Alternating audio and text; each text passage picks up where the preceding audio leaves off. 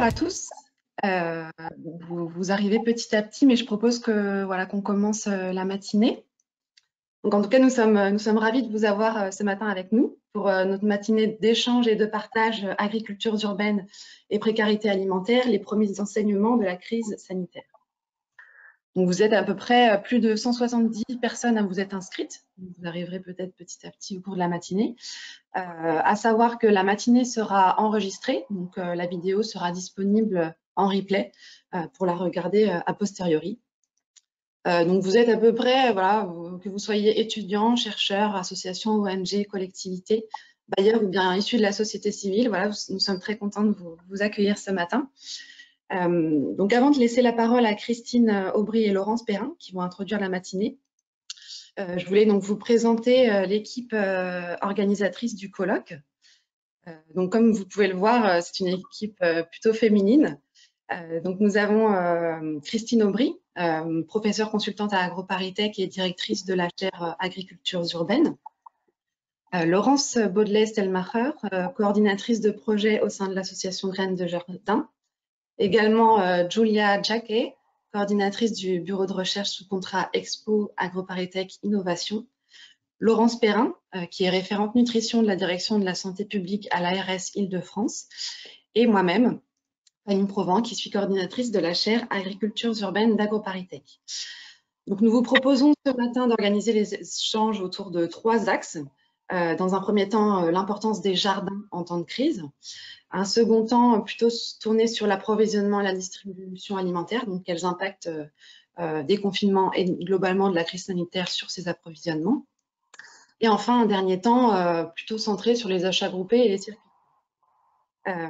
Donc, grâce à nos nombreux intervenants que nous remercions très chaleureusement, nous allons pouvoir avoir un peu une première esquisse de ce que bon nombre d'associations ont vécu pendant la crise et de voir un peu avec vous comment elles ont su s'adapter à cette situation qui était finalement peu commune. Quelques petits éléments donc pour le bon déroulement de la matinée. Comme vous avez pu le voir, les micros et les caméras sont fermés d'office. Donc c'est aussi pour voilà, la plateforme qui fonctionne ainsi. Mais donc vous pourrez, et nous vous invitons à poser toutes vos questions via l'onglet chat qui se trouve sur le côté. Donc normalement vous avez une petite flèche orange avec le panneau de configuration. Et à cet endroit-là, vous avez l'onglet questions. Et donc les intervenants ou organisateurs pourront à tout moment répondre à vos questions. Et au regard du temps qu'il nous restera aussi au cours de la matinée, vous pourrez prendre la parole oralement et nous décocherons à ce moment-là votre micro pour que vous puissiez poser votre question et échanger. Donc, je pense avoir tout dit et je vais laisser la parole à Christine Aubry qui va vous parler de la chaire agriculture urbaine. Et puis, je vous souhaite une belle matinée d'échange.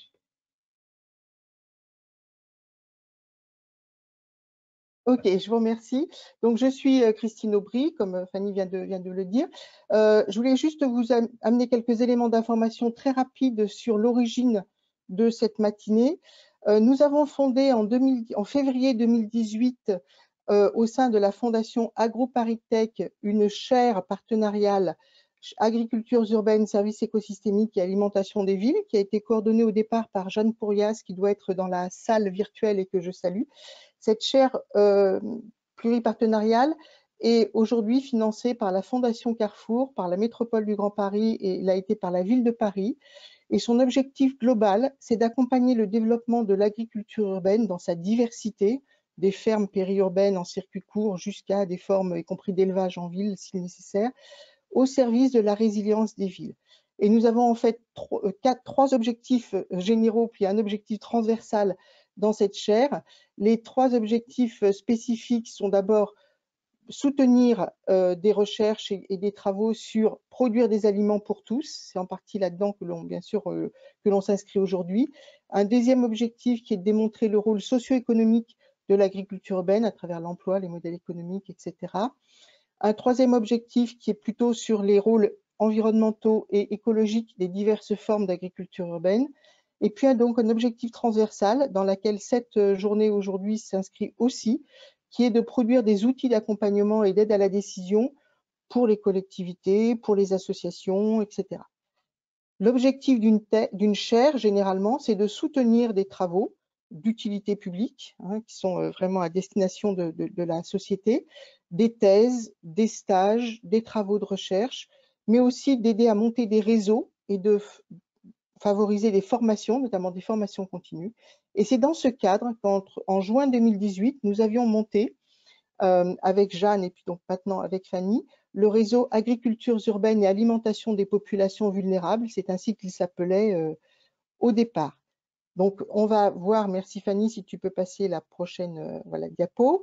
Ce réseau donc visait à mettre ensemble des ONG, alors parmi lesquelles il y en a certaines qui sont ici, ATD Quart Monde, Secours catholique, Secours populaire, etc. Des bailleurs sociaux, qui étaient déjà en train de commencer à s'interroger très fortement, voire de développer des formes d'agriculture urbaine sur leur propre foncier, des collectivités et des chercheurs. L'objectif, c'était vraiment d'avoir des échanges croisés et des soutiens à des actions de connaissance et d'action. Alors, en particulier, nous avons soutenu 3 types d'actions. Un qui vous sera présenté par Sophie Edge dans le cadre de la première table, enfin, le premier axe, qui porte sur les jardins nourriciers en terre de Lorraine. Donc, nous avons soutenu 2 stages et puis maintenant début d'un CDD de Lame Séné, qui est donc un étudiant de Nanterre qui est maintenant est en poste en terre de Lorraine pour aider donc à la mise en place de ces jardins à destination notamment des populations les plus vulnérables qui marchent remarquablement bien. Deuxième type d'action, nous avons travaillé sur la question de la transformation des produits de l'agriculture urbaine et locale, notamment les fruits et légumes, par et pour les populations vulnérables. Nous avons donc fait un travail qui est disponible aujourd'hui sur le site de la chaire, qui permet d'identifier un certain nombre d'actions tout à fait intéressantes, on y reviendra. Et puis un troisième volet qui est l'étude des savoirs et des pratiques culinaires détenues notamment par les personnes qui habitent dans des quartiers très populaires. Et on a travaillé avec le Lab 3S, le laboratoire Sol Savoir Saveur, sur Bondy et les quartiers nord de Bondy, pour travailler sur la mise en place aussi d'une filière ou 2 filières de production de fruits et légumes, notamment exotiques, autoproduction ou filières autres. Donc là aussi, ces travaux sont sur le site. L'année dernière, à peu près à même époque, un petit peu avant, nous avions monté un séminaire de travail avec nos partenaires sur cette question de l'agriculture urbaine, enfin des agricultures urbaines et des précarités alimentaires, en nous posant la question des perspectives. On avait fait intervenir notamment Laurence Baudelet qui va intervenir tout à l'heure, Céline Lema du ministère de la Santé, Dominique Potier du Pays Terre de Lorraine, etc. Et nous avions conclu sur la nécessité finalement de faire un colloque mobilisant notamment les autorités pour essayer d'avancer sur des propositions pour faire bouger les lignes sur la question de l'alimentation, notamment en produits frais, des populations vivant dans des quartiers, dans des quartiers prioritaires, des populations vulnérables. On avait prévu ça pour fin 2020. Il ne vous a pas échappé qu'une petite entité biologique qui nous empoisonne la vie depuis le mois de mars est arrivée. Et donc, du coup, ça n'a pas été possible de faire cela. Mais nous en avons tiré, je l'espère, parti, et je crois que cette journée va le prouver, en organisant ce webinaire où on essaye finalement de récolter vos enseignements sur ce que cette crise sanitaire nous a appris concernant l'alimentation des personnes en précarité, concernant le lien avec l'approvisionnement de proximité. Donc voilà pourquoi aujourd'hui nous faisons ce webinaire Agriculture urbaine, précarité alimentaire, les premiers enseignements de la crise sanitaire, et que nous avons organisé donc avec notamment Expo, Graines de Jardin et l'ARS. Donc je vous souhaite un bon séminaire. Je vais passer la parole à Laurence Perrin de l'ARS Île-de-France pour qu'elle vous donne aussi quelques éléments d'information. À bientôt.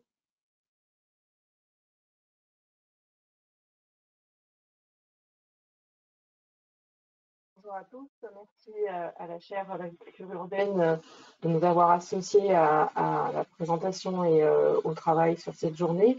Donc je suis référente nutrition à l'ARS Île-de-France, et si l'ARS s'intéresse à l'agriculture urbaine et à la précarité alimentaire, ça date pas d'hier.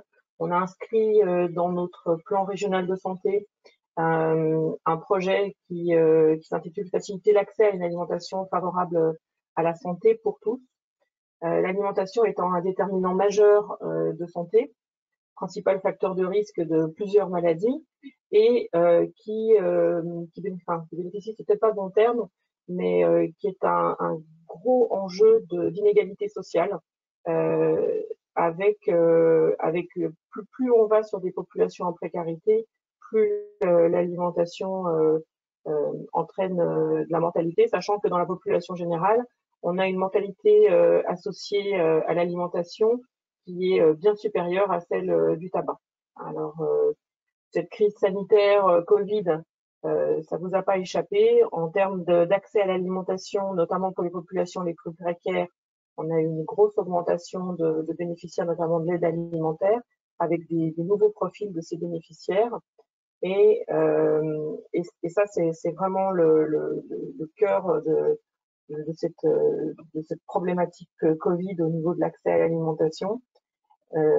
Pour revenir sur l'agriculture, en Île-de-France, vous savez aussi qu'on a de fortes disparités, pas seulement au niveau des gradients sociaux, mais aussi au niveau de la disposition des ressources en terres agricoles.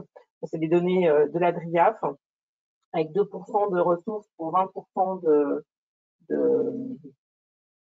pour 20% de la population française. Donc, il y a beaucoup de choses qui en découlent, notamment par rapport à l'accès aux produits de qualité. Alors, pourquoi est-ce qu'on s'intéresse à l'agriculture urbaine?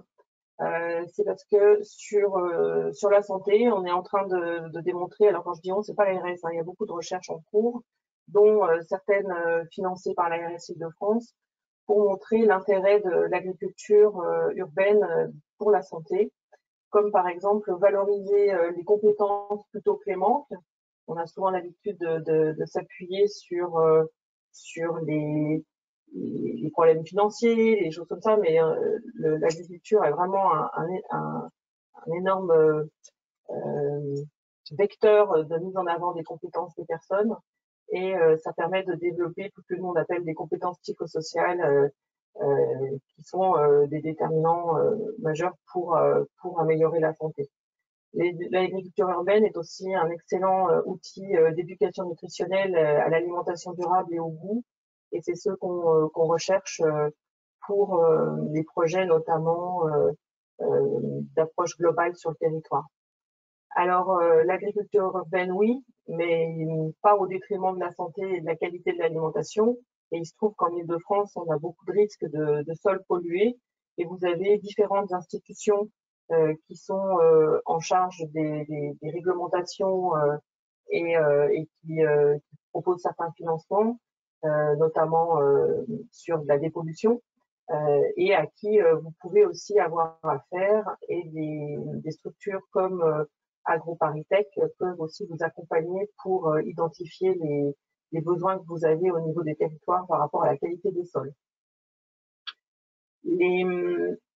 La principale problématique qu'on retrouve tant sur la précarité alimentaire que sur les projets d'agriculture urbaine, ce sont des enjeux de coordination et de mutualisation des moyens. Il y a beaucoup d'expériences et de projets qui ont lieu sur les territoires, mais peu sont coordonnés, et cette coordination-là, le fait de ne pas travailler tout seul dans son coin, permet vraiment d'avoir beaucoup plus d'impact sur alors les comportements alimentaires bien sûr, mais sur la santé en général.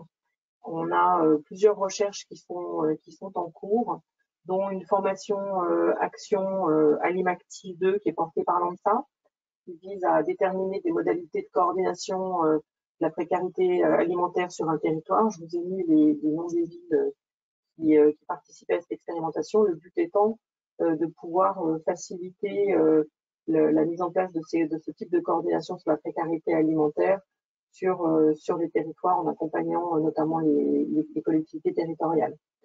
On est aussi depuis 2-3 ans en lien avec plusieurs institutions, la DRIAF, l'ADEME, l'Éducation nationale, le SICTOM qui est un syndicat de gestion des ordures ménagères, AgroParisTech et bien d'autres, la DRIE. On essaye d'avoir une expérience pour pouvoir favoriser une approche globale sur un territoire autour de l'éducation nutritionnelle. C'est-à-dire que on essaye de voir ce que ça peut produire tant au niveau de l'éducation nationale qu'à l'école, que d'associer le jardin à côté, d'associer l'atelier de cuisine d'à côté, d'associer tout ce qui peut être mis en place sur le tri des déchets, l'éducation au goût. On a des formations qui sont notamment les classes du goût en direction des enseignants et Animasens en direction des acteurs de la ville. La restauration collective, tout ce qui peut être fait au niveau de la prévention santé, comme par exemple le Nutri-Score, mais aussi également à l'école avec l'éducation nationale. Et l'objectif est de montrer que quand tout ceci est coordonné sur un territoire mis bout à bout, il y a plus d'impact sur la santé, mais sur l'alimentation durable et sur les comportements alimentaires. Voilà, donc je m'arrête pour ici. J'espère que ces échanges d'aujourd'hui vont pouvoir faire un état des lieux de ce qui se passe en ce moment suite à cette crise sanitaire en Île-de-France et pouvoir partager les différentes expériences. Je vous remercie.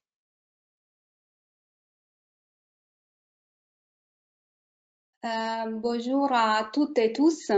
J'ai le plaisir d'animer ces moments d'échange sur l'importance des jardins collectifs en temps de crise. Et nous avons décidé en fait de donner une place aux jardins collectifs dans la discussion d'aujourd'hui pour souligner leur importance autant pour l'approvisionnement alimentaire, mais aussi pour les liens sociaux et le bien-être physique et mental, notamment en ces moments de crise. En organisant cette matinée, nous avons avancé l'hypothèse que ces moments de crise a été un amplificateur et un accélérateur des dynamiques en cours, à la fois en exacerbant les inégalités socio-environnementales, mais aussi en renforçant les réseaux de solidarité. Pour cela, nous avons demandé aux intervenants de cette matinée de nous faire part des impacts de la crise et des contraintes qu'ils ont rencontrées, mais aussi des actions et des solutions qu'ils ont trouvées pour y faire face. Donc, les 3 moments d'échange sont structurés en 2 temps. Dans un premier temps, il y aura 3 intervenants de différents horizons qui traiteront la thématique posée, notamment dans cette première axe, l'importance des jardins collectifs en temps de crise. Et ensuite, dans un deuxième temps, les animateurs de chaque axe s'attacheront de poser vos questions que vous pourrez soumettre via la plateforme pendant les exposés, mais aussi pendant les débats. Donc, la première intervenante de cette première axe est Laurence Baudelet. Elle est ethnologue et urbaniste, cofondatrice de l'association Graines des Jardins, association qui assure la fonction de tête de réseau des jardins partagés en Île-de-France. Sa présentation portera sur les premiers enseignements du rôle des jardins collectifs dans la crise sanitaire à Berlin, en Allemagne et en région Île-de-France.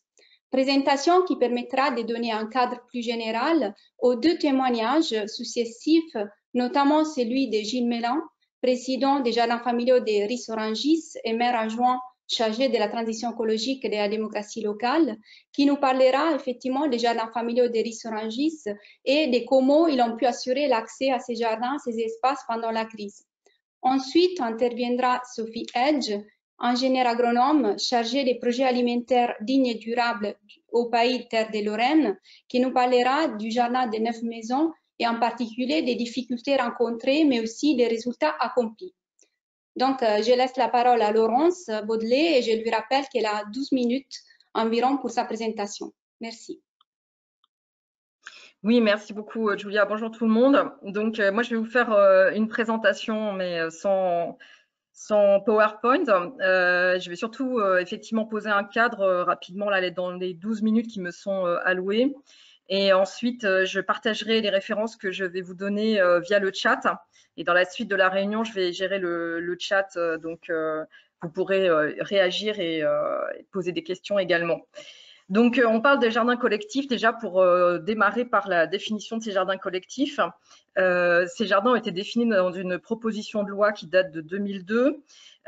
qui s'appelle proposition de loi relative aux jardins collectifs justement, et ils sont définis donc comme faisant référence aux jardins familiaux, aux jardins partagés et aux jardins d'insertion. Ici, on va s'intéresser plus particulièrement dans cette table ronde aux jardins partagés et aux jardins familiaux et à leur rôle dans cette crise qu'on traverse. Alors, pourquoi donc s'intéresser à ces jardins alors qu'on peut penser que ce sont des petits espaces finalement qui ne pourront pas véritablement apporter de réponses importantes ou à la hauteur en tout cas des enjeux par rapport à la hausse de la demande alimentaire telle qu'elle s'exprime suite à la crise du Covid et à l'impact économique de cette crise sur beaucoup de populations. En fait, si on fait un petit détour par l'histoire, on s'aperçoit qu'au cours du XXe siècle, les jardins familiaux en particulier, puisque les jardins partagés, les jardins d'insertion sont beaucoup plus récents, ils datent de la fin du XXe siècle, mais les jardins familiaux ont été mobilisés à l'occasion des crises majeures traversées par nos sociétés occidentales. Et quand je dis sociétés occidentales, je ne me réfère pas uniquement évidemment à la France, qui sont les 2 guerres mondiales. Au cours des 2 guerres, en France et ailleurs, aux États-Unis, en Angleterre, dans un certain nombre de pays européens, on a utilisé les jardins familiaux comme amortisseurs pour produire localement des produits frais pour permettre aux populations civiles de survivre pendant les périodes de blocus et de pouvoir s'alimenter avec des fruits et des légumes. Je vous donne un exemple. Pendant la Deuxième Guerre mondiale, en France, on a cultivé partout, y compris sur le champ de Mars. Vous avez peut-être vu cette image du champ de Mars transformé en champ de pommes de terre. Les jardins ouvriers, d'entre 1939 et 1943 en France, passent de 75 000 à 250 000 parcelles. Quand on prend l'histoire des États-Unis, aux États-Unis, les Victory Gardens, comme on les a appelés, les jardins de la victoire, 20 millions de parcelles créées aux États-Unis pendant la Deuxième Guerre mondiale, qui ont fourni à peu près 40% des fruits et légumes consommés par les Américains pendant la Deuxième Guerre. Donc, ce n'est pas uniquement anecdotique et on voit bien qu'en fait, dès qu'il y a un problème majeur qui se pose à l'ensemble de la société, on a cette première réponse qui est de dire il faut créer des sources d'approvisionnement d'une certaine façon, de production au plus proche des habitants et notamment des urbains, bien sûr, qui sont déconnectés des lieux de production. Et cette histoire des Victory Gardens, elle a ressurgi aux États-Unis pendant le confinement, puisqu'il y a un article du New York Times qui date du 25 mars, qui s'appelle, je vous lis le titre en anglais et je le traduis après, Food Supply Anxiety Brings Back Victory Gardens.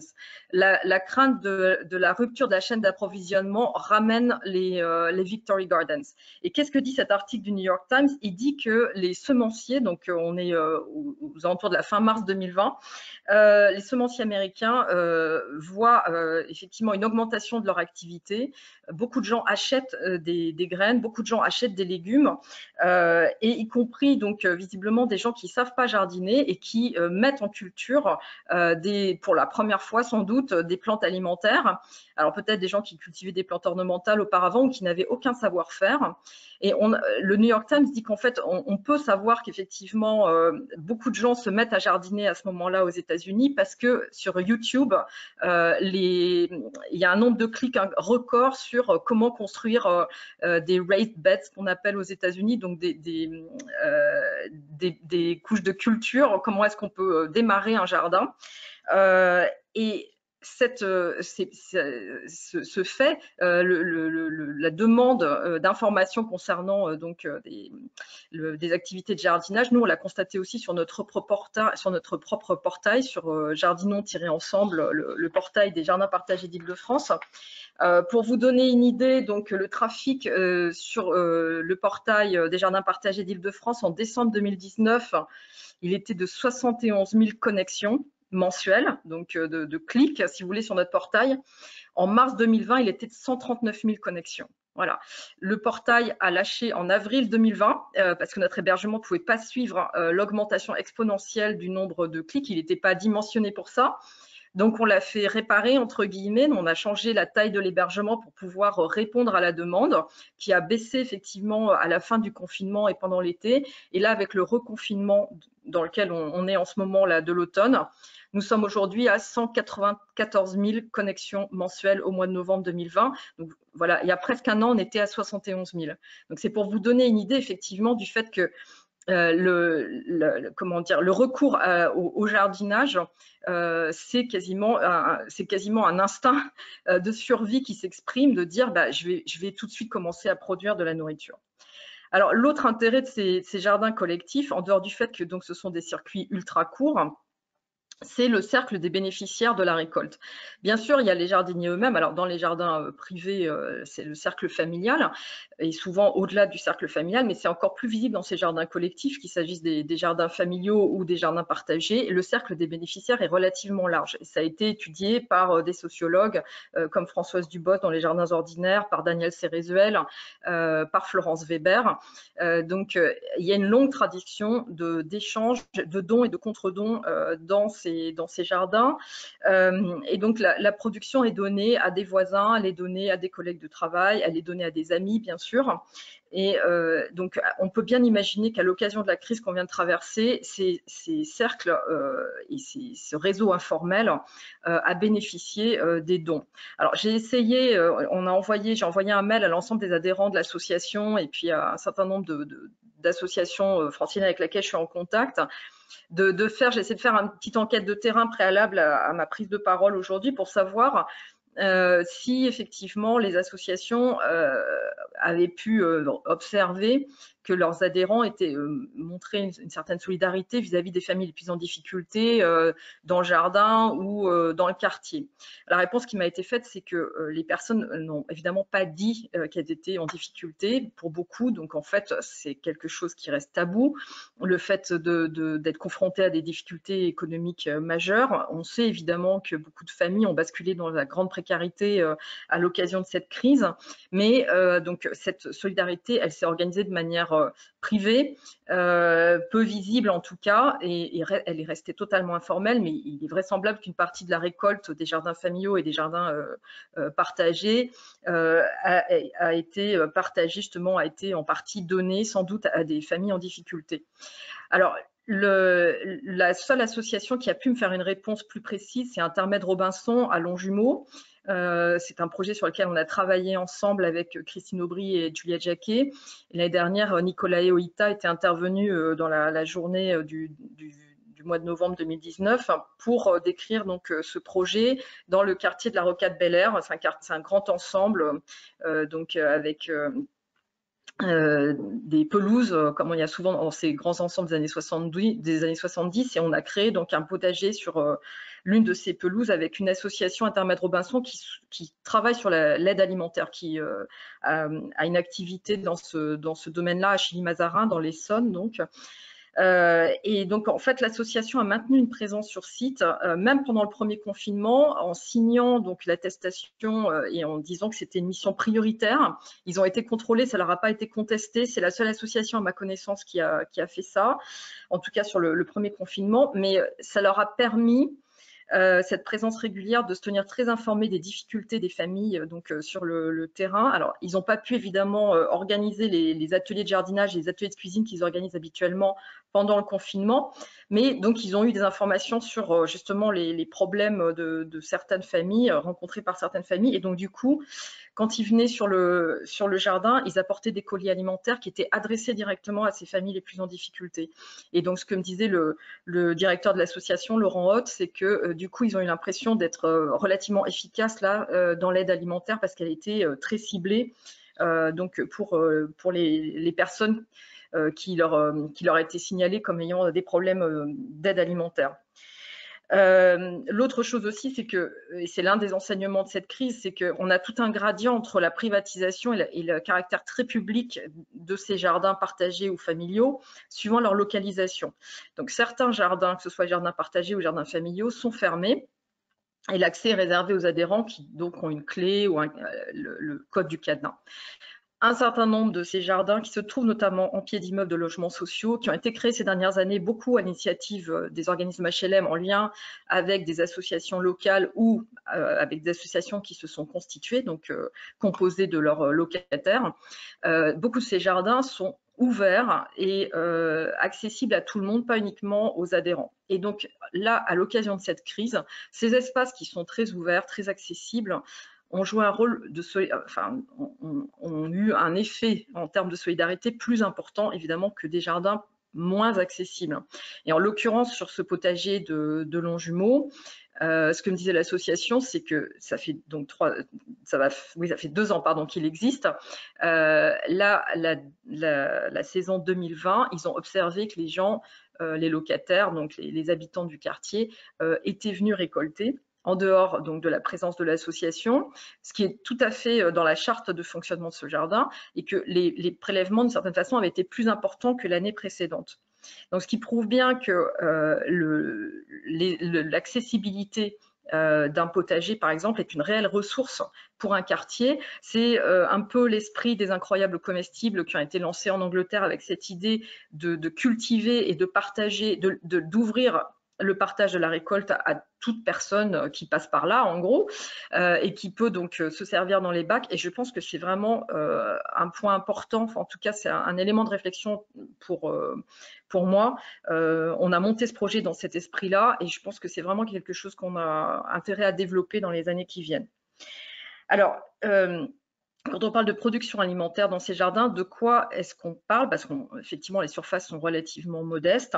On n'a pas de statistiques précises évaluant la production en France issue de ces jardins, mais il y a eu des programmes de recherche récents, donc évidemment le programme J'assure, auquel Christine Aubry a contribué, et Jeanne Pourrias également, donc, qui a fait une thèse récemment donc, sur la production alimentaire dans les jardins.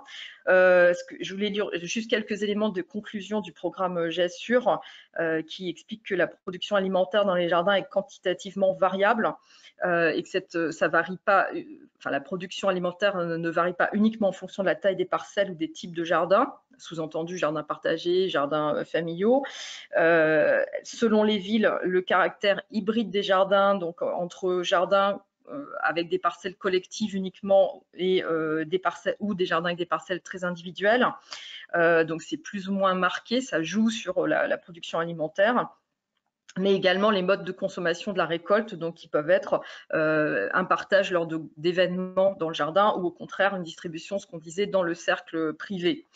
En tout cas, il relevait aussi le fait que le don de produits alimentaires était partagé, mais que du fait que les jardiniers achètent aussi des légumes à côté et des fruits, il est difficile de mesurer précisément, de quantifier la part des productions du jardin dans l'alimentation. Et je citais à l'instant la thèse de Jeanne Pourrias, donc sur la production alimentaire en Île-de-France et à Montréal. C'est une thèse comparative. Donc elle explique que sur un panel de 38 jardiniers, pour donner un ordre d'idée, avec lesquels elle a mené des enquêtes, donc elle en a 20 qui considèrent que les productions de leur jardin complètent de façon conséquente leur régime alimentaire, et 5 qui considèrent que la production alimentaire est importante ou très importante. Donc ça fait 25 sur 38. Ça donne une idée quand même de la proportion. Alors c'est bien sûr saisonnier. La part entrante dans l'alimentation des jardiniers issus de leur jardin est plus importante en été, évidemment, et là on est en fin de saison culturale, mais quand même c'est pas négligeable. Alors, on a dit tout à l'heure qu'on allait parler de Berlin et de Paris. Alors, moi, je vous parle là aujourd'hui de Berlin. Je suis à peu près 6 mois de l'année en France, 6 mois de l'année en Allemagne. Donc, je travaille à 100% pour Graines de Jardin, mais je fais du télétravail déjà depuis 4 ou 5 ans depuis l'Allemagne où je réside à titre personnel. Ce qui était très intéressant pour moi, c'est que j'étais confinée dans les 2 cas en Allemagne. Et donc, la politique n'a pas du tout été la même qu'en France, notamment sur le premier confinement. Et c'est la notion d'équipement essentiel ici qui est importante à souligner. Donc, comme je vous disais, ces jardins collectifs, jardins partagés, jardins familiaux, ont été très fortement mobilisés à l'occasion donc des crises du XXe siècle, en tout cas pour les jardins familiaux. Là, dans le premier confinement, le gouvernement français n'a pas considéré que les jardins familiaux ni les jardins partagés, aucun des jardins collectifs ne relevait donc de cette catégorie des équipements essentiels. Alors, c'était une surprise, je dois dire, parce que ça correspondait justement pas à l'histoire qu'on avait vécue jusqu'à présent, et on pouvait penser que n'importe quel gouvernement activerait tous les leviers possibles pour pouvoir permettre aux gens de garder la plus grande autonomie alimentaire. Sauf que la crise alimentaire n'a pas été vue dès le début en France, elle n'a pas été anticipée. Alors, personne n'est devin, hein, je ne fais pas de reproches, mais je veux dire, c'est que c'est sans doute quelque chose qui n'a pas été perçu comme étant un risque immédiatement, et alors qu'en Allemagne, si. Et je vais revenir un peu plus en détail là-dessus. Mais du coup, en France, ce qu'on a vu d'abord, c'est le risque sanitaire et le fait que les interactions sociales pouvaient évidemment propager le virus, et que du coup, il fallait éviter absolument ces interactions, les limiter au maximum, avec un confinement qui a été très dur, des attestations à signer, etc. Ce qui n'a pas été le cas pour l'instant en Allemagne. On va voir comment ça va évoluer. Donc, au printemps 2020, dans les premières mesures qui sont prises côté allemand, donc le confinement intervient le 14 mars en Allemagne. Dès le 26 mars, on a une loi, donc des mesures gouvernementales, qui précise que les activités de jardinage sont autorisées, mais pas les ateliers, évidemment, ou les animations. Donc, ça arrive très vite dans les prises de position. Et vous savez, en Allemagne, ce sont les Länder qui ont une grande autonomie sur les politiques de santé. Et donc, aucun Land n'a interdit les activités de jardinage, puisque au-delà du cadre fédéral, les Lands peuvent prendre des mesures complémentaires. Et on a plusieurs même Land, dont le Land de Berlin, parce que Berlin est une ville et un Land, qui ont recommandé les activités de jardinage, qui ont tenu à préciser dans les mesures liées au Covid et donc aux dérogations, comme en France, qui étaient donc concédées aux habitants. Dans les dérogations, il était dit explicitement que l'activité de jardinage en faisait partie.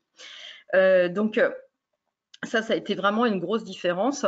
Et vous trouvez ces informations sur les sites internet des jardins familiaux, donc des Kleingärten, comme on les appelle ici en Allemagne, ou des jardins partagés, des Gemeinschaftsgärten. Il est dit explicitement dans leur page liée au Covid qu'on a le droit de jardiner.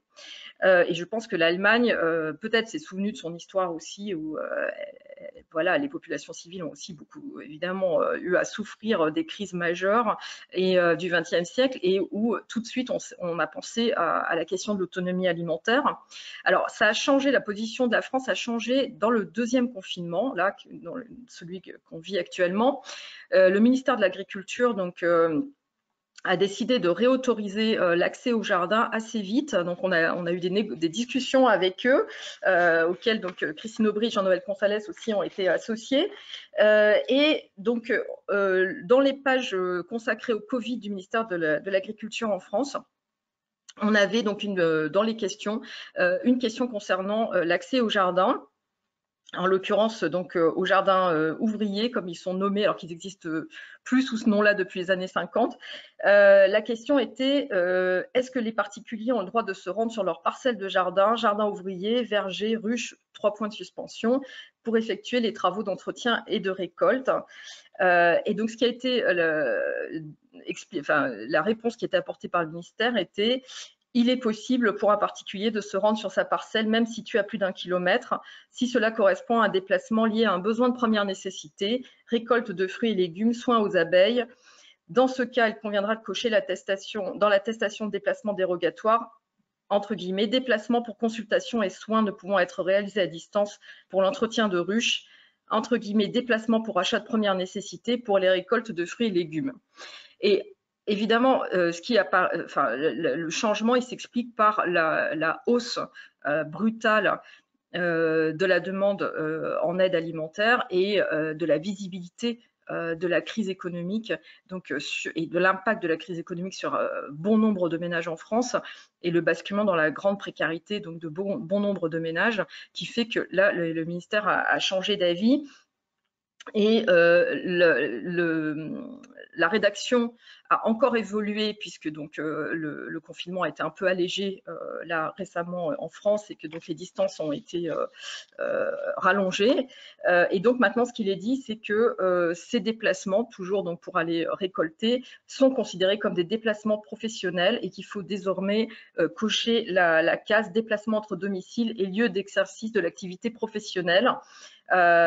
déplacements professionnels ne pouvant être différés de déplacements pour un concours ou un examen. Alors, c'est une catégorie un peu fourre-tout, mais en tout cas, le ministère de l'Agriculture maintient cette position. Les jardins demeurent, en tout cas sur ce deuxième confinement, ont bien un caractère d'équipement essentiel.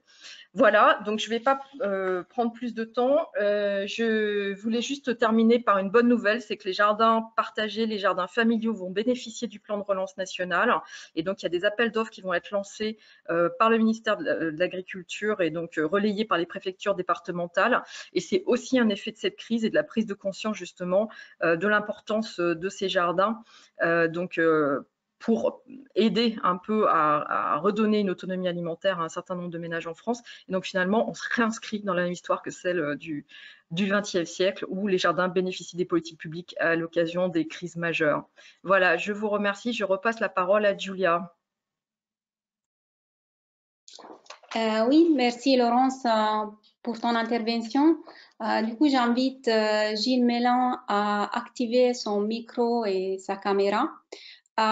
Aussi vous solliciter, voilà, poser vos questions à travers l'onglet questions. Et aussi, si vous voulez éventuellement témoigner de votre expérience, mettez effectivement dans les questions, voilà, quelle est l'expérience dont vous voulez témoigner, et nous, on essayera de vous activer le micro. Merci, Gilles, je te laisse la parole. Oui, bonjour, bonjour à toutes et bonjour à tous. Donc, j'ai intitulé mon intervention que je vais essayer de tenir dans les 12 minutes précises, « Oser gérer la crise », puisque c'était un peu une gageure dans un premier temps, puisque comme tout le monde, on a été forcément impacté par les décisions préfectorales qui interdisaient l'accès au jardin.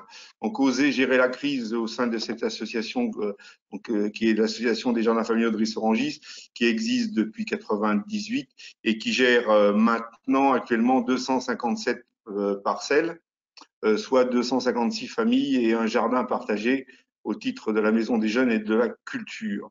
Donc, dans un premier temps, effectivement, donc par rapport à tout ce qui a été dit par Laurence tout à l'heure, donc ces jardins sont situés en pied d'immeuble dans une ville de banlieue sud de la région parisienne, très ouvrier, enfin peuplée principalement d'une trentaine de mille habitants, avec une répartition de l'ensemble des couches sociales, mais avec un fort lot d'appartements sociaux.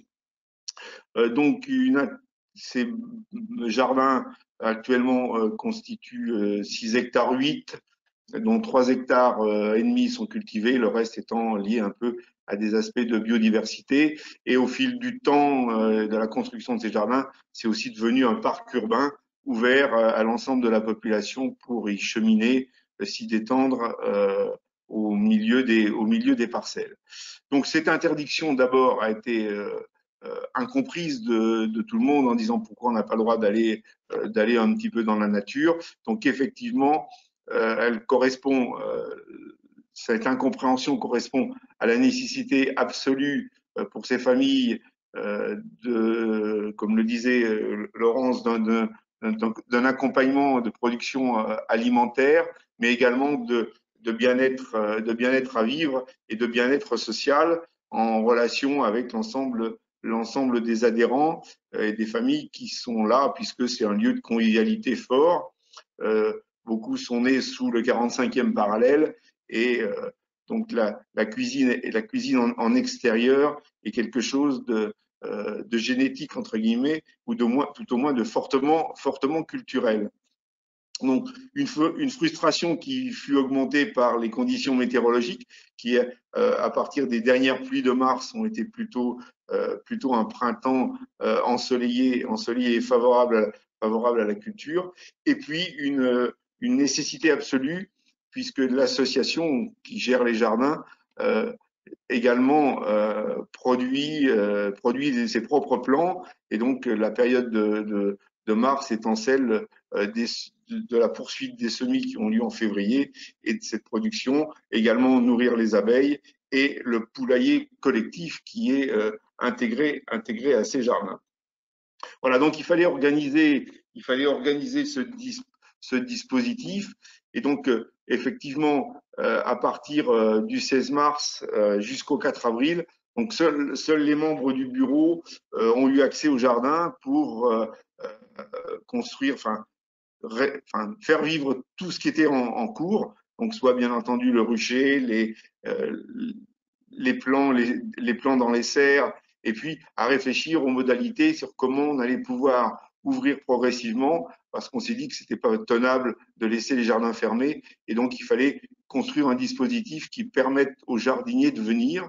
Donc à partir du 4 avril et sur une période de 15 jours, donc il y a eu une ouverture d'1 heure par un jardinier par parcelle en alternance, le matin et l'après-midi, en respectant les gestes barrières et avec 2 jours où la police municipale est venue un peu pour donner un caractère officiel à ce dispositif, avec une fonction entre guillemets plus pédagogique que répressive, bien entendu. Mais c'était pour montrer qu'il était important de respecter ces gestes barrières, puisqu'il ne s'agissait pas d'aller à l'encontre des directives sanitaires qui étaient prises par les autorités. Et puis progressivement, on est passé rapidement à 2 heures vu que tout se passait bien. Et ensuite, à partir du 1er mai, on est passé à 3 heures, ce qui permettait vraiment une continuité de production horticole où les gens de la famille pouvaient se relayer entre les compagnes et les compagnons. Et bien, malheureusement, les enfants, compte tenu de la décision qui était prise d'arrêter l'école, n'étaient pas malheureusement autorisés à venir au jardin. Donc, il a fallu organiser tout ça au niveau des 15 administrateurs qui contrôlaient l'accès, malheureusement, pour que personne ne vienne, disons, perturber ce dispositif qui nous paraissait être le minimum, mais utile. Donc ensuite, à partir du 10 mai, on peut revenir peut-être, voilà, on a eu d'organiser la vente de plantes que vous voyez sur la photo de droite, où voilà, c'est environ 5000 plants qui sont produits collectivement et qui sont distribués aux jardiniers. Donc il a fallu organiser ça, puisque habituellement ça se fait de manière spontanée, mais là il fallait que tout le monde en ait et que personne ne soit lésé, et donc il fallait organiser très fortement cette chose-là, mais ça a permis, dans une très bonne ambiance, de remettre un peu le pied à l'étrier de tout le monde, puisqu'à partir du 11 mai, les jardins furent ouverts définitivement, sauf en limitant encore l'accès aux enfants, et pas de barbecue pour éviter les repas trop festifs qui auraient pu concourir au développement. Si on regarde un peu les résultats de cette crise, donc il y a eu des impacts positifs et bien entendu des impacts négatifs. Sur le positif, il y a eu moins d'incivilités mineures qui sont liées effectivement au fait que, comme tout le monde vient dans le jardin, et que nous n'avons pas d'autorité particulière sur l'ensemble des gens qui y pénètrent, il y a eu moins d'incivilités mineures, des meilleures relations entre jardiniers. Ce qu'on a pu s'apercevoir, c'est qu'effectivement, les gens qui étaient présents nous ont tous dit qu'ils étaient contents de pouvoir se retrouver, que c'était important, qu'ils demandaient des nouvelles de leurs voisins, que globalement, c'était un système relationnel qui a permis ces échanges-là, puisqu'ils sont nécessaires, mais qui a permis aussi de prendre des nouvelles de l'ensemble des personnes. Et également, pour le conseil d'administration, il y a eu effectivement une meilleure connaissance du profil des gens, puisque malheureusement, les contrôles ont fait que les gens étaient obligés de se parler, de discuter, d'approfondir, d'expliquer sur leur vie pourquoi ils venaient, voilà, il y a eu un système relationnel plus important, et puis également plus d'entraide, puisque les jardiniers nous ont dit, oui, mon voisin, il est coincé au Maroc, il est coincé en Turquie, donc qu'est-ce que je peux faire pour l'aider? Et donc, on a eu un système d'entraide qui s'est mis en place. Sur les aspects négatifs de cette crise, ils ont principalement été sociaux, puisque toutes les manifestations un peu traditionnelles et festives qui ont lieu sur les jardins au cours de ce printemps et même de la fin de l'été ont été annulées, de fait d'éviter la proximité de trop grands rassemblements. Il y a une semaine de report dans la vente des plants et une demande plus importante d'intervention mécanique sur les parcelles en reprise, puisque les jardiniers qui n'avaient pas pu faire compte tenu du peu de temps qu'ils avaient, nous ont demandé d'intervenir de manière mécanique sur le sol, ce qui n'est pas très favorable, mais qui a été nécessaire compte tenu de la mise en place des légumes. Des jardiniers en difficulté, comme je disais, à l'étranger, qui malheureusement ont dû revenir pour certains que durant l'été, et c'était un petit peu plus compliqué pour eux. Bon, dans l'ensemble, et compte tenu des conditions climatiques exceptionnelles, la crise, en fin de compte, a eu peu d'impact sur la production, parce qu'il a fait très beau jusqu'en octobre, et qu'effectivement, les récoltes, qui sont quand même beaucoup de récoltes estivales, donc surtout les légumes et les fruits d'été, que sont toute la production autour des solanacées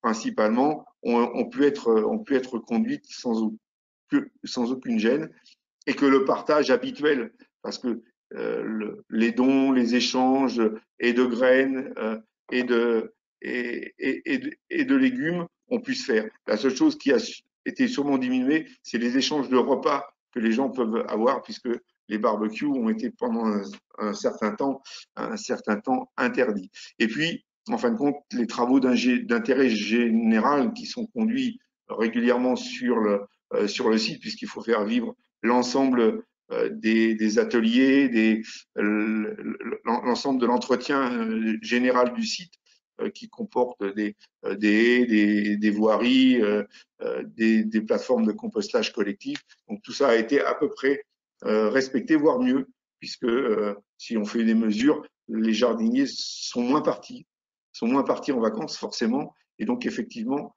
à partir de juillet, les jardins ont été manifestement très utilisés par l'ensemble de la population et de la population non jardinière. Voilà, donc j'ai dit oser gérer la crise, parce qu'effectivement, ça a été une décision un peu à l'encontre des autorités, de se mouiller, de prendre sur nous la décision de faire cela avec des autorisations qui ont été reconduites dans ce deuxième déconfinement, pour que, comme le disait Laurence, les gens, au moins pour les administrateurs, la venue au jardin soit considérée comme un travail, et que donc les gens bénéficient de cette autorisation qui les dédouane vis-à-vis des autorités de contrôle. Voilà, donc une expérience à suivre.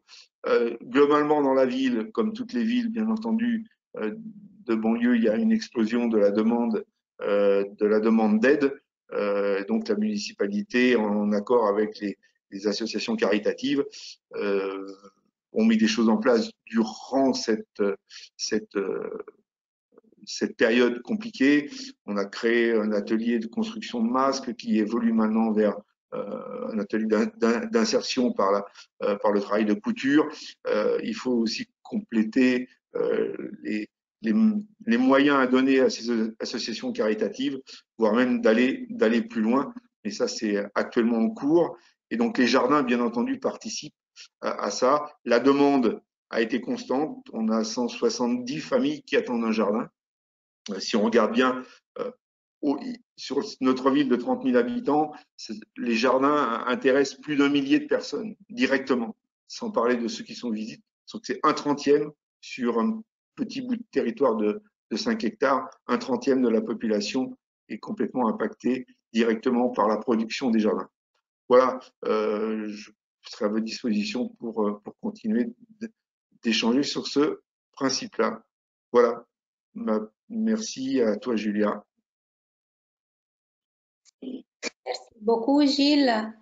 J'invite du coup Sophie et Edge à allumer son micro et sa caméra. Merci. Voilà, je te laisse la parole.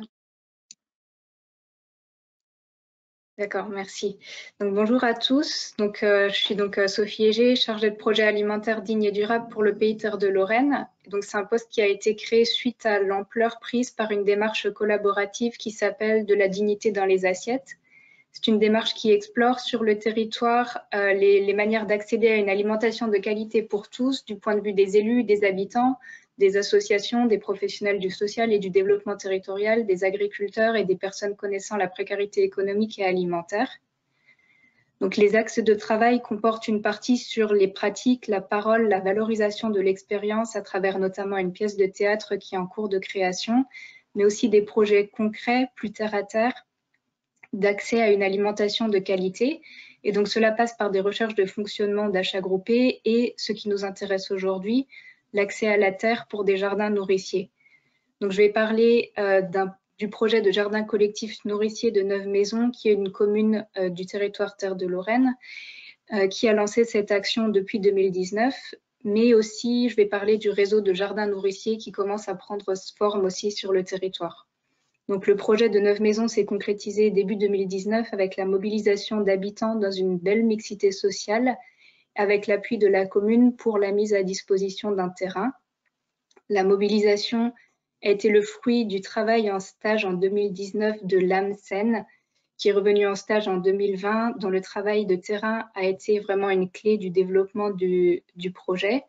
Donc, l'AM est aujourd'hui embauché pour 1 an pour continuer ce travail auprès de plusieurs communes.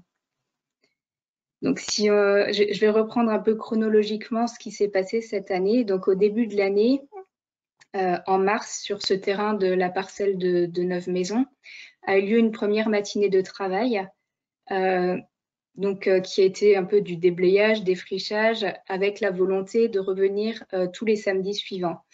Et donc, c'est une action qui a été coupée nette dans son élan. Donc, le confinement fin mars a été un obstacle à la fois vraiment pour le jardinage, alors que la saison du jardin commençait, sur une parcelle qui était en friche depuis des années. Donc, il fallait donc terminer de nettoyer, il fallait travailler le sol et lancer les semis et les plantations au plus vite, ce qui n'a pas pu se faire.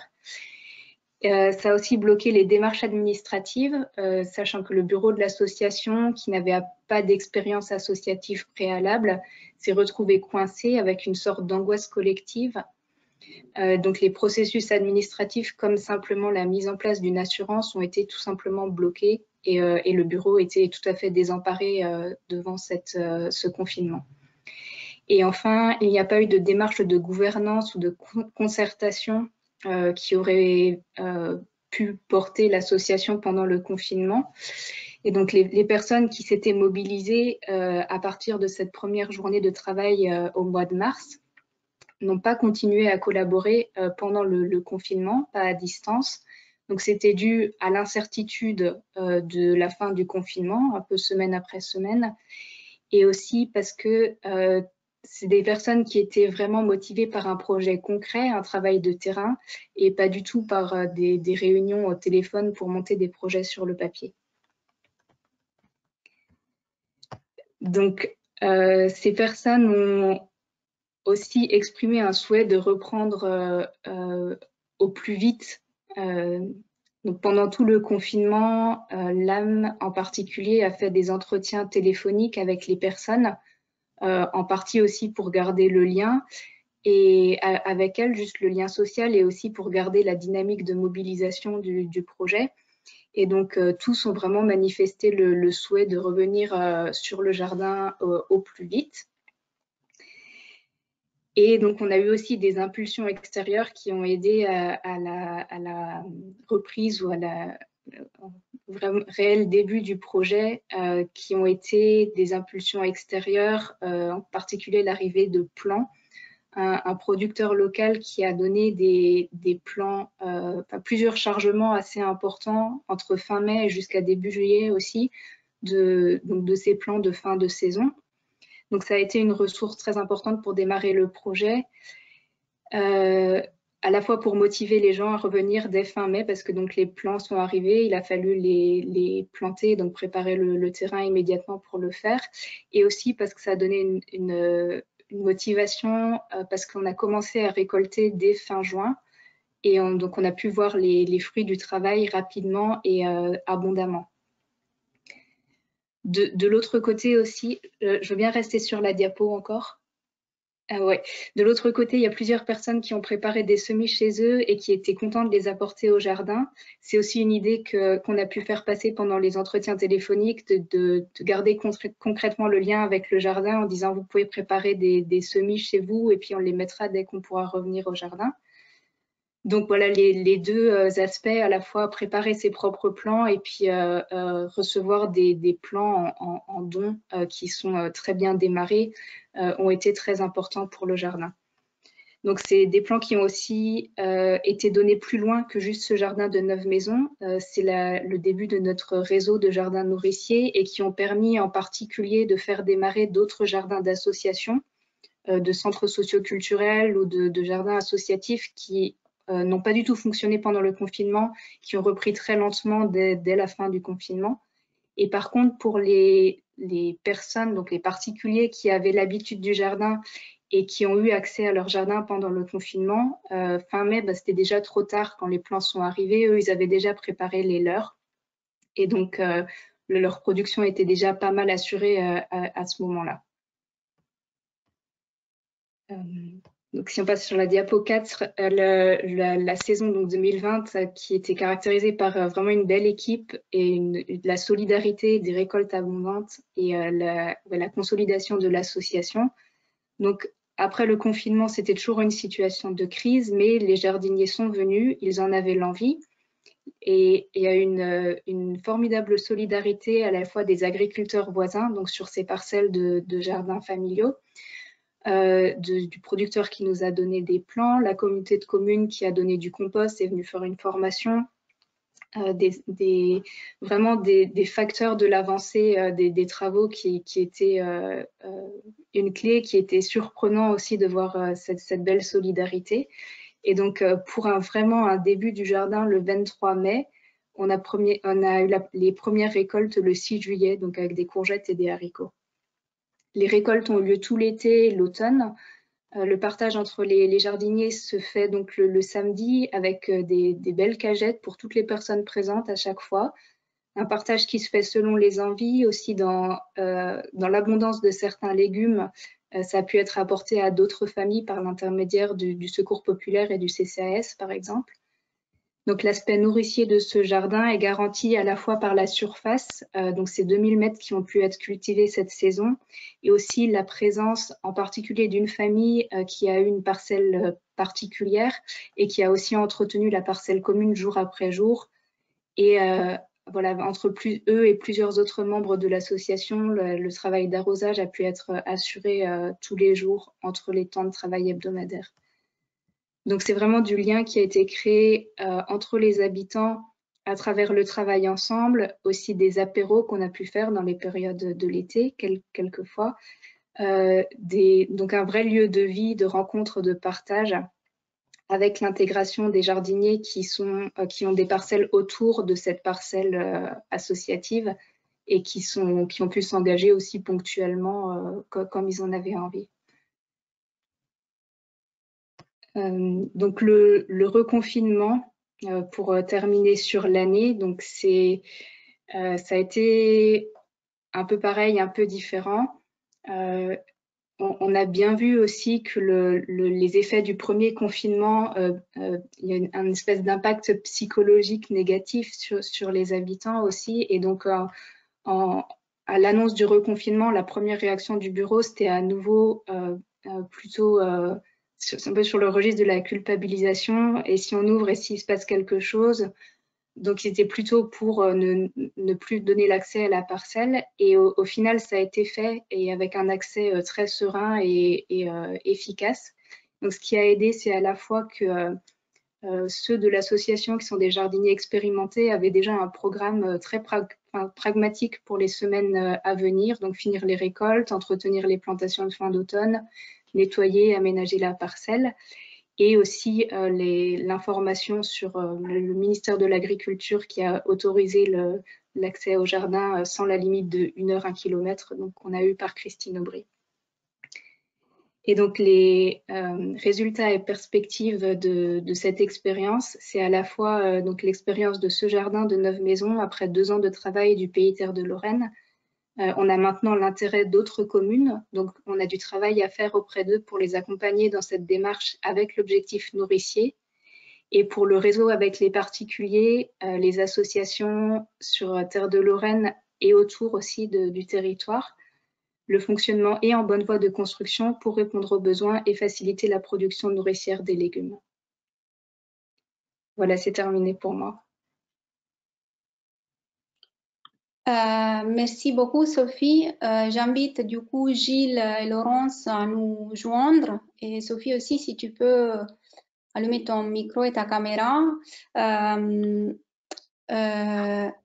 Donc, je ne sais pas si il y a des questions spécifiques. Sinon, voilà, je voulais quand même remercier pour ces témoignages et je voulais effectivement poser voilà, une première question, savoir si effectivement vous trois, vous étiez un peu témoins d'un nouvel engouement, d'une augmentation des demandes à la fois des citadins. Et si j'ai bien compris, Sophie, il y a aussi d'autres municipalités qui veulent bien répliquer, démultiplier votre expérience sur le territoire. Donc, est-ce que, à votre avis, c'est quelque chose que c'est vraiment, comme l'a souligné Laurence, vraiment un instant de survie, ou c'est vraiment quelque chose qui a fait un déclic pour dire qu'on peut vraiment produire autrement et avoir une nouvelle relation avec voilà, la nature, la terre, et de se réapproprier un peu ces gestes aussi du jardinage. Donc, c'est quelque chose que vous estimez que ça peut durer aussi après la crise. Et voir un peu, à votre avis, comment le plan de relance aussi du ministère pourrait aider. Donc, quels sont les leviers et aussi les clés un peu du succès pour pérenniser ces initiatives et les démultiplier. Après, il y a aussi Nicole Darmon qui voudrait bien intervenir, donc je lui donnerai la parole par la suite. Donc, je vous laisse un moment pour répondre voilà, à ces suggestions. Donc, je ne sais pas si on peut commencer par Sophie, comme ça on fait au contraire. D'accord. Donc oui, effectivement, nous sur le territoire Terre de Lorraine, on a vu une augmentation de l'intérêt pour les jardins collectifs et nourriciers. Et c'est vraiment ces deux dimensions à la fois du lien social et de l'alimentation qui ont une résonance auprès des communautés, enfin des collectivités qui nous ont contactés pour continuer avec eux. Et il y aura un lien avec les projets alimentaires territoriaux, donc il y a un lien à faire avec les pâtes. Oui, ça s'inscrit vraiment dans le projet alimentaire territorial. Nous, on est dans une démarche qui est inscrite dans le PAT qui est du Sud 54. Et ça fait partie vraiment de ce que les politiques peuvent soutenir pour s'approprier ces questions d'alimentation aussi. Merci. Oui, enfin également à plusieurs niveaux. Donc sur Rissorangis, on a à la fois ces jardins familiaux donc, qui existent depuis maintenant 20 ans, un jardin partagé en pied d'immeuble qui est géré par le bailleur social. Et puis on est en train de mettre en place un programme d'agriculture avec installation de deux maraîchers. Ce que je veux dire par là, ça c'était en cours déjà avant la crise, mais la crise, c'est le résultat, c'est les gens qui n'arrêtent pas de me demander quand est-ce que les agriculteurs vont produire, quand est-ce que voilà, on a une vrai besoin, et donc dans les jours qui viennent, il y a une AMAP qui existe déjà, qui veut déjà prendre contact avec ces maraîchers avant qu'ils ne soient vraiment installés, et puis au sein de la communauté d'agglomération à laquelle la ville appartient, bon, j'ai beaucoup de demandes de responsables nouveaux qui ont été élus en mars et qui voilà donc le 18 par exemple je vais sur la ville d'à côté de Corbeil-Essonnes rencontrer des gens pour choisir des lieux où des activités comme celles que l'on mène seraient possibles. Donc c'est, je pense, hein, comme le disait Laurence, les crises ont toujours favorisé le fait de repratiquer une agriculture de proximité et qui permet de subsister. On le voit bien dans nos banlieues, où les primo-arrivants sont souvent des gens qui sont proches de la terre. Si je regarde bien les différentes communautés d'origine, hein, je parle pas de voilà, je vois très bien comment ça se passe. C'est-à-dire que les populations qui arrivent, beaucoup de Turquie par exemple, puisque j'ai 52 familles sur le terrain qui sont originaires de ce pays. Quand je parle avec les gens, ils ont tous des attaches très très proches avec la terre, et c'est un bonheur pour eux de pouvoir s'insérer. C'est un lieu vraiment réellement alimentaire et d'insertion. Parce que je vous prie de croire que la quantité de tomates, de piments qui sont produits doivent satisfaire les besoins de la famille et aux alentours. Hein, même si la monoculture est interdite et que les parcelles font 100 mètres carrés, je peux vous assurer qu'il y a des systèmes de production qui sont des systèmes de production de haute qualité environnementale, d'une part, et qui sont vraiment des systèmes agronomiques intéressants et des échanges. On le voit bien. Enfin, sur l'alimentation, il y aurait sûrement des choses à faire. Quand je vois avec les gens d'origine capverdienne qui cultivent de manière tropicale, les gens d'origine asiatique qui ramènent tous les nouveaux légumes, il y a on est sur ces programmes de biodiversité. Et si on parle de bien-être alimentaire, c'est pas manger que des pommes de terre et frites. Hein. C'est aussi d'avoir accès à une multitude de ressources alimentaires différentes qui permettront sûrement au niveau équilibre vitaminique, minéraux, d'avoir une alimentation très très très saine. Je finis là-dessus. Dans notre ville, on est sur des états généraux, on a appelé post-Covid, enfin on ne sait pas où dans le Covid, parce qu'on y est dedans. Effectivement, on a pensé climat, on a pensé transport, on a pensé éducation, et on est en train de penser demain alimentation, comment faire un travail conscient et concerté sur l'alimentation. Et j'ai une question qui vous concerne, effectivement, quelles sont vos sources de financement? Est-ce que vous répondez à des appels à projets comme celle de la rue sur les quartiers fertiles? Alors sur la mise en place des jardins familiaux à Rissorangis, il y a pas eu d'appel à projet. Il y a eu une politique de l'agence nationale, enfin de l'agence régionale des espaces verts, de soutenir les municipalités qui souhaitaient en faire. Donc la vraie question, et que je voulais peut-être répondre là-dessus tout à l'heure, c'est comment on accède au foncier. La vraie question, et c'est une question fondamentale, c'est-à-dire que le foncier, à qui appartient-il? Comment préserver le foncier agricole qui est encore disponible et qui ne doit pas être urbanisé? Ça, c'est des vrais enjeux, et qu'effectivement, le plan de relance, je pense pour la 4e tranche des jardins familiaux qui est prévu, c'est intéressant qu'on voit comment on peut l'avoir, mais principalement, c'est les municipalités qui ont fait le job. Les associations, quand elles le gèrent bien, quand il y a une bonne gouvernance, et ça on a vu avec Jassure, ce que disait Laurence, quand la gouvernance est bien menée, parce que le projet a été bien pensé au départ, parce que c'est aussi important, on peut faire des choses avec les moyens. Avec 100 € actuellement, chaque jardinier à Rissorangis paye 100 € à l'année, eau comprise. Et avec ça, je peux vous assurer qu'on peut avoir une bonne gestion, permettre plein de bonheur et avec des activités de manière importante. Donc, on peut faire avec peu et produire à peu près 3 fois plus qu'un mètre carré de blé.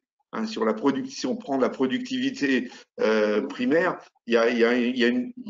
ça ne doit être que une orientation possible et nécessaire. Juste pour répondre à ta première question, Julia, sur le caractère durable ou pas de ce qu'on observe là, à l'heure actuelle. On a des mouvements d'accordéon sur ces politiques de jardinage, c'est-à-dire que, en tout cas, c'est la leçon du XXe siècle là aussi, c'est-à-dire que quand on a eu besoin de récupérer des terrains dans les années 60, à partir des années 60 avec les liés aux décolonisations, il a fallu construire très vite. Beaucoup de jardins familiaux ont été détruits à ce moment-là. Donc les crises se succèdent de certaines manières et en fonction des urgences du moment, les jardins familiaux ou les jardins partagés vont être promus au contraire en tout cas, c'est ce qui s'est passé dans les 50 dernières années, risque d'être en recul. Moi, je dirais que là, la crise est un peu différente parce c'est un millefeuille, c'est une crise climatique, c'est une crise sanitaire, c'est une crise économique, c'est une crise sociale. On a aussi tout aujourd'hui un volet autour du travail et on voit bien avec le télétravail d'une interrogation des modes de travail, etc. Il y a un certain nombre de familles en France qui sont en train de faire d'autres choix de mode de vie et notamment de quitter les grandes agglomérations. Moi, j'ai le sentiment que c'est quand même un mouvement assez profond. Je pense on va, dans les années qui viennent, effectivement, savoir si ce mouvement est durable ou pas. Mais je crois qu'il y a quand même une remise en cause là, des modes de vie urbains, très urbains en tout cas, en partie, une interrogation de la durabilité de ce modèle. Il y a eu beaucoup de crises qui ont frappé les grandes agglomérations. Hein. C'est aussi lié aux risques attentats, par exemple, qui font qu'un certain nombre de personnes se sentent moins en sécurité aujourd'hui dans les grandes villes. Et l'insécurité alimentaire, elle participe de cette insécurité là. Donc, je pense que la question des circuits courts, de l'approvisionnement, etc., est une question qui redevient centrale pour un certain nombre de personnes, et aussi le bien-être qui est apporté par cette relation au vivant. Je pense qu'il y a un certain nombre de familles en ont pris vraiment conscience là pendant le confinement. 17% des Franciliens ont quitté l'Île-de-France au printemps, juste avant le confinement, pour notamment aller à la campagne, dans la famille ou chez des amis ou dans leur propre maison de campagne. Donc, c'est pas rien. Et je pense que les effets de la crise vont être durables. Et aussi, malheureusement, les effets économiques de la crise, je pense qu'il va falloir plusieurs années, même avec les plans de relance annoncés, avant qu'un certain nombre de personnes puissent sortir de la grande précarité dans laquelle la crise les a plongées. Donc, la question de l'aide alimentaire va rester un point, à mon avis, important des politiques publiques dans les années qui viennent. Merci. Donc, je vais essayer de laisser la parole aussi à Nicole Darmon, directrice des recherches à l'INRAE à Montpellier. Donc, normalement, j'ai activé son micro. Ça marche? Oui. Vous m'entendez? Oui, très bien. Super, merci beaucoup. C'était très, très intéressant. Et j'avais envie de vous parler un petit peu des résultats de l'étude qu'on a menée à Montpellier, qui a fait l'objet d'une thèse, la thèse de Marion Paré, qu'elle va soutenir le 14 décembre. Et d'ailleurs, tout le monde peut y assister puisque c'est fait entièrement en visio. En fait, donc vous savez que je participais à l'étude J'assure. On se connaît pour la plupart d'entre nous. Et dans J'assure, nous avions mené une étude observationnelle dans des quartiers nord de Marseille, dans des jardins, petites parcelles individuelles de pieds d'immeubles dans des quartiers pauvres. Donc. Et là, on avait mené une étude quantitative et qualitative. Le qualitatif avait confirmé l'estime de soi, enfin le potentiel quant à l'estime de soi et au bien-être des jardins, hein, c'était extrêmement net. Et puis le quantitatif, lui, avait mis en évidence la faible production de ces parcelles. Donc malgré une faible production, on avait tout d'effet sur le bien-être et une différence en termes d'achat en fruits et légumes entre les personnes qui avaient un jardin et puis des témoins qui habitaient les mêmes quartiers. Et c'était une différence extrêmement importante, en tout cas en nutrition, c'est rare qu'on voit ça, puisqu'il y avait 150 grammes par jour et par personne du foyer, en plus de fruits et légumes épluchés, donc vraiment 150 grammes comestibles, entre les personnes qui allaient dans ces jardins, nos jardinières, et puis des personnes des mêmes quartiers. Donc, ça a vraiment donné envie d'aller plus loin et surtout de mener une étude qui permette de répondre aux limites de cette étude qu'on a menée dans J'assure et de toutes les études qui sont menées actuellement, jusqu'à aujourd'hui, sur les jardins, qui sont toujours des études observationnelles transversales. C'est-à-dire qu'on va dans un jardin, on enquête les jardiniers qui sont là à un moment donné, et puis c'est tout, et au mieux on compare à des témoins, mais on ne suit pas les jardiniers. Donc là, on s'est donné les moyens de suivre les jardiniers pour faire une étude longitudinale. Donc c'est l'étude Jardins, Jardin pour une alimentation durable et saine, à Montpellier. Alors, je suis un peu hors sujet parce qu'elle a été terminée avant la crise du Covid. Hein. Heureusement d'ailleurs pour nous et pour Marion qui a pu avoir ces résultats.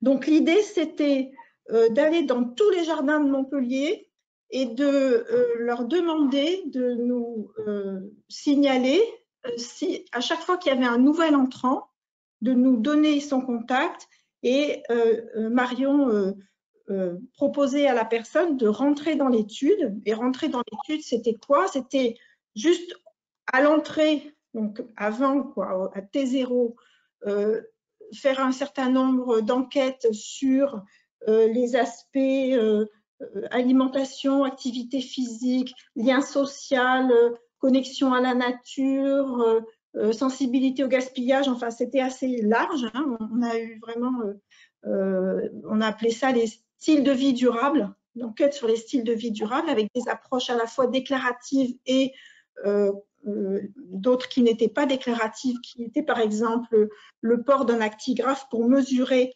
quantitativement l'activité physique, par exemple. Et pour l'alimentation, on a utilisé la même méthode que dans J'assure, c'est-à-dire qu'on a regardé de très près les achats alimentaires du foyer et la part des produits du jardin dans ses approvisionnements alimentaires totaux. Et donc, elle a fait ça à T0 elle a trouvé une soixantaine de jardiniers nouveaux entrants. Donc, en fait, elle a vraiment regardé tous les jardins de Montpellier et tous les nouveaux entrants ont été contactés. Il y a eu un fort taux de participation, mais malgré tout, ce n'est pas quand même énorme. Hein. Ça fait pour toute la ville de Montpellier, donc 60 jardiniers qui ont été comparés à 60 non-jardiniers. Et ces personnes n'ont été vues à T0 et puis à T1. Et donc, on a pu comparer l'évolution ou l'absence d'évolution et la différence ou l'absence de différence entre ces deux groupes. Donc, j'arrive aux résultats. Les résultats, c'est qu'on a confirmé sur le côté des productions, les faibles productions qui avaient déjà été observées dans J'assure. Okay, ça s'élève quand on fait une moyenne. Alors, évidemment, il y a beaucoup de variabilité et ça a été montré par Jeanne. Mais en tout cas, la moyenne, elle est faible, puisqu'elle est à 20 grammes par jour et par personne du foyer. Et puis surtout, et c'était une grosse déception, mais finalement, vous verrez que cette déception, on l'a surmontée parce qu'on l'a comprise, on a compris les résultats. Mais la déception, c'est qu'on n'a vu aucune modification liée à la participation au jardin de ces nouveaux jardiniers pendant 1 an, ni sur l'alimentation, ni sur l'activité physique, ni sur l'impact environnemental des achats, ni sur un indicateur d'isolement et de lien social, ni sur la connexion à la nature, ni sur la sensibilité au gaspillage. Alors, grosse déception, on essaye de comprendre pourquoi et heureusement, on avait une étude qualitative associée à toutes ces choses plutôt quantitatives. Et en fait, ce qu'on a vu, c'est qu'il y avait beaucoup de freins. Les nouveaux jardiniers qui rentrent dans ces jardins, alors je ne parle pas de tous les jardins, mais voilà, les jardins de Montpellier, quand ils accueillent un nouveau jardinier, ben en fait, ces nouveaux jardiniers, ils rencontrent beaucoup de freins. Premier frein, c'est manque de temps, éloignement. Deuxième frein, c'est la difficulté physique du jardinage pour certains. La troisième, c'est manque de connaissances en jardinage. Le quatrième, c'est conflit, difficulté pour s'intégrer et découragement.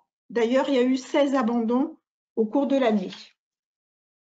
Donc, se comparer avec la littérature internationale, c'est très difficile, c'est même impossible, parce qu'aujourd'hui, c'est la seule étude longitudinale sur les jardins partagés en population générale.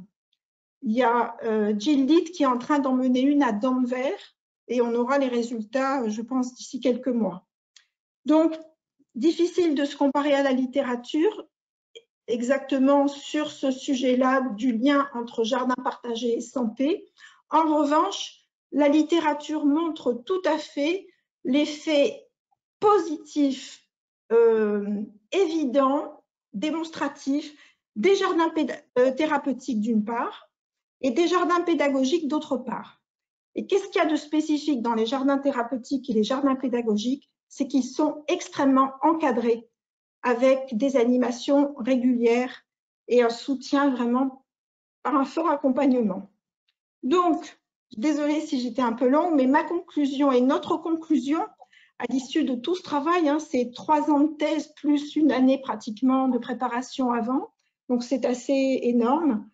Et donc, nous, ce que nous pensons, c'est que pour que les citadins puissent pleinement profiter des bénéfices potentiels probables des jardins, parce que moi, je continue à penser qu'il y a un fort potentiel, je le pense, mais ça ne pourrait marcher, je pense, que sous certaines conditions. Et les conditions, c'est la proximité, voilà, vraiment les jardins en pied d'immeuble, des projets menés en concertation avec les habitants. Troisièmement, pouvoir proposer des parcelles individuelles. Alors, pas forcément la taille des jardins familiaux, mais au moins des parcelles individuelles. D'ailleurs, on a bien vu la différence entre Marseille, où c'était des petites parcelles individuelles, et Montpellier, où la moitié étaient des parcelles vraiment gérées collectivement, et le collectif, c'est pas facile pour tout le monde. Et puis, très important, un autre point, c'est de cibler les personnes qui en ont le plus besoin, en fait. Donc ça veut dire quoi? Ça veut dire qu'il faut faire un recrutement actif, aller vers, par exemple, faire du porte-à-porte. Et puis évidemment, mais je pense qu'on est tous d'accord, un vrai accompagnement par des professionnels, des gens qui aient des compétences en termes d'accompagnement social, donc des travailleurs sociaux, parce qu'on en a besoin pour la gouvernance et la gestion des conflits, mais il faut aussi que ce soit des gens qui soient capables d'avoir des compétences en agronomie. Donc, voilà, on a aussi parlé souvent dans ce réseau de la nécessité d'avoir peut-être des formations ad hoc pour les jardins, parce que ça demande des professionnels un peu hommes ou femmes orchestre. Voilà, merci de m'avoir laissé la parole. Non, merci à vous pour ces témoignages. Si la thèse, effectivement, c'est possible assister effectivement à la soutenance, je vous invite à mettre peut-être les liens ou voilà, voir comment les informations. Voilà, parce qu'il y a des participants qui seront intéressés à participer. Effectivement, je voulais un peu rebondir sur votre conclusion, parce qu'effectivement, il faut faire quand même attention d'éviter l'exposition au risque et être attentif à la qualité des espaces et aux ressources qu'on met à disposition aux jardiniers. Donc, faire attention effectivement à la qualité de l'eau, à la qualité sanitaire des sols, etc. Donc, c'est vraiment important de limiter l'exposition au risque des jardiniers. Donc, je prends les dernières 2 questions et après, on se prend 3 minutes de pause. Donc, j'avais une question pour Sophie par rapport à quels sont vos partenariats pour la mise en œuvre du réseau nourricier? Oui, alors pour aller très vite, donc nos partenaires en priorité, c'est les communes et les structures, et aussi les associations et les particuliers qui ont des jardins et qui sont intéressés par cette démarche de dire on veut mettre au centre le nourricier et on veut pouvoir mettre en commun à la fois les compétences, les connaissances, des opportunités, des échanges de graines ou de plants, de légumes. Et les partenaires qui ont été vraiment importants cette année, c'est les agriculteurs et les producteurs de plants qui ont donné des plants qui ont pu être distribués dans ce réseau-là aussi pour compléter les jardins à la fin du printemps. Un jardinier pédagogique du conseil départemental aussi, avec qui on a prévu pour l'année prochaine de faire des séries de formations qui pourraient être suivies par tout le monde. Et du point de vue financier, on a des financements donc à la fois pour mon poste et pour le poste de l'âme, donc mon collègue qui est en particulier sur cette thématique-là, et donc qui se fait en partenariat avec en particulier la chaire agriculture urbaine, Carasso et d'autres partenaires financiers qui sont avec nous sur cette démarche-là. Merci. Et j'avais une dernière question pour Gilles Mélan. Est-ce que vous faites tourner les micro-parcelles entre les familles entre saisons? Alors, non.